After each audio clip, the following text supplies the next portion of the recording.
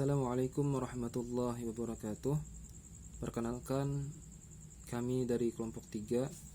Saya Muhammad Agus Ari Prasetya dan rekan saya Nurul Cahyani Putri. Kami di sini akan membahas tentang karakteristik ABK tunagrahita dan Down syndrome beserta penanganan dalam dunia pendidikan. Baiklah, pembahasan yang pertama yaitu karakteristik anak berkebutuhan khusus tunagrahita. Tunagrahita berasal dari dua kata, yaitu tuna dan grahita. Tuna berarti merugi, sedangkan grahita berarti pikiran. Jadi, tunagrahita merupakan kata lain dari retardasi mental, yang berarti terbelakang secara mental.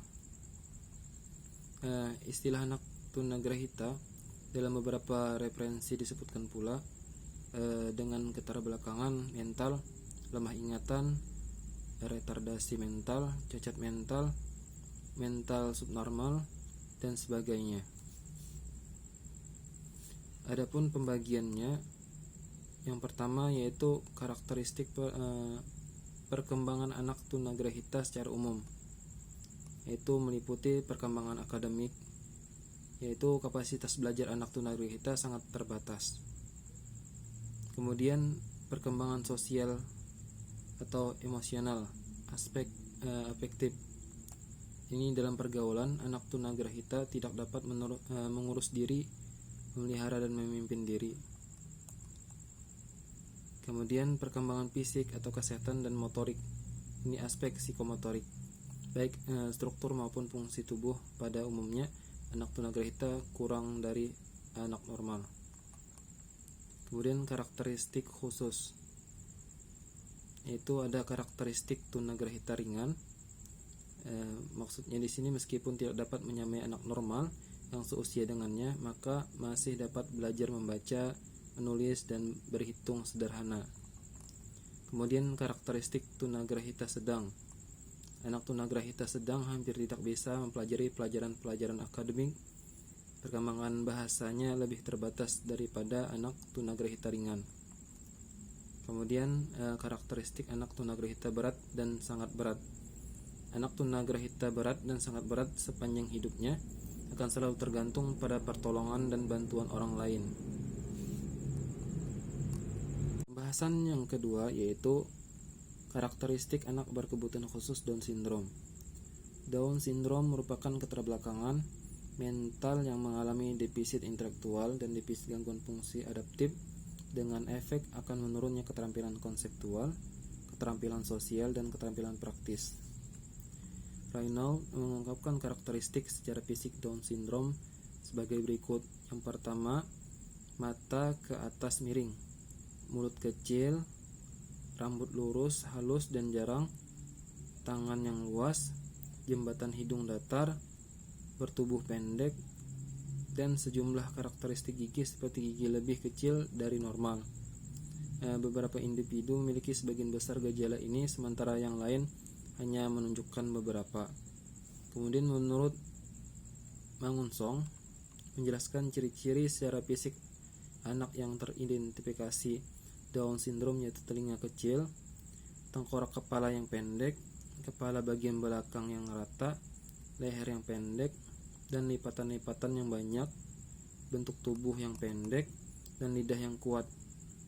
Jari kelingking terlihat lebih pendek dan melengkung.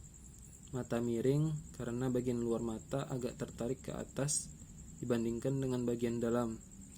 Wajah yang rata, terdapat lipatan pada mata, rambut yang kaku, dan sendi-sendi yang menutup satu dengan yang lainnya. Untuk pembahasan yang ketiga akan dilanjutkan oleh rekan saya. Di sini saya akan melanjutkan pembahasan dari rekan saya sebelumnya. Nah, di sini ada 2 poin yang akan dibahas, yaitu penanganan anak berkebutuhan khusus tunagrahita dalam dunia pendidikan dan juga penanganan anak berkebutuhan khusus Down syndrome dalam dunia pendidikan. Nah, dalam penanganan anak berkebutuhan khusus tunagrahita dalam dunia pendidikan ada beberapa model layanan yang bisa kita gunakan, yaitu ada 6 model. Yang pertama, pendidikan sekolah luar biasa. Nah, yang mana sekolah ini untuk anak tunagrahita yang mana individu tersebut memiliki signifikansi intelijensi yang di bawah rata-rata. Nah, dalam hal ini ada beberapa klasifikasi anak tunagrahita berdasarkan pada tingkatan IQ-nya. Nah, jadi IQ dari 51 sampai 70 itu termasuk tunagrahita ringan. Dari IQ 36 sampai 51 itu termasuk tunagrahita sedang. Yang IQ-nya dari 20 sampai 35 itu termasuk tunagrahita yang berat, dan dari 20 ke bawah, IQ 20 ke bawah itu termasuk tunagrahita yang sangat berat. Nah, biasanya anak-anak tunagrahita ini menarik diri dari lingkungan, tidak ingin bersosialisasi karena biasanya mereka diejek oleh teman-temannya dengan kata-kata bodoh, tidak pintar, atau ya kalimat lainnya yang mensyaratkan bahwa anak tersebut memiliki kecerdasan yang ada di bawah rata-rata.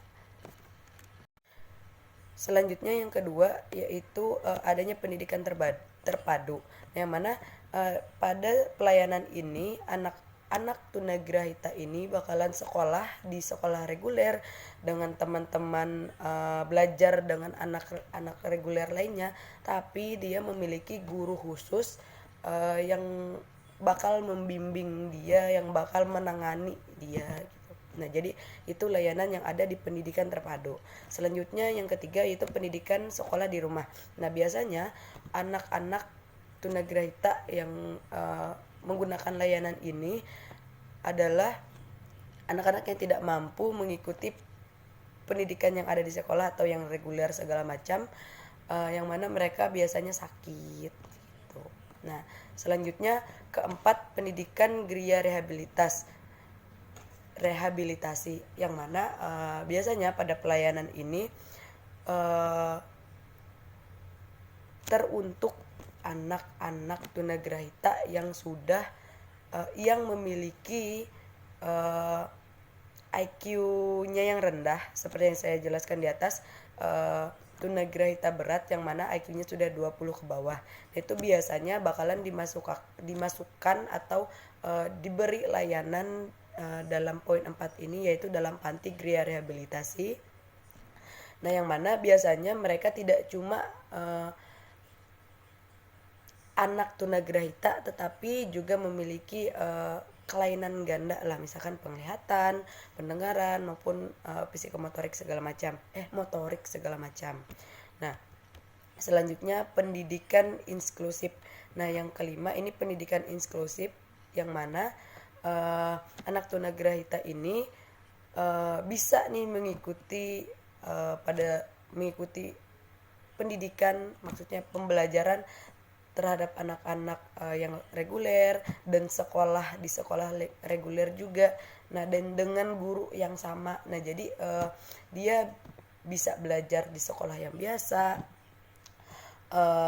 berteman dengan kawan-kawannya yang biasa, dalam artian anak-anak reguler, gurunya juga sama, tidak seperti pendidikan terpadu tadi kan ada guru yang membimbingnya, sedangkan di pendidikan inklusif ini tidak ada guru yang membimbingnya. Biasanya ini terjadi pada anak tunagrahita yang mana IQ-nya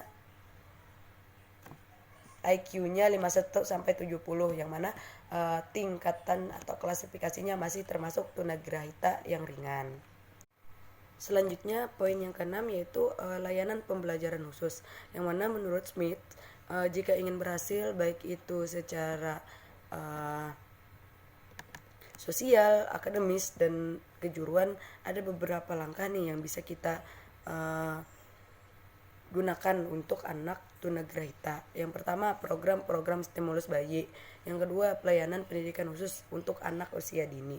Selanjutnya ada terapi fisik, ada terapi okupasi, ada terapi bicara, adanya pengajaran keterampilan merawat diri atau bina diri, dan juga adanya pengajaran akademis yang fungsional.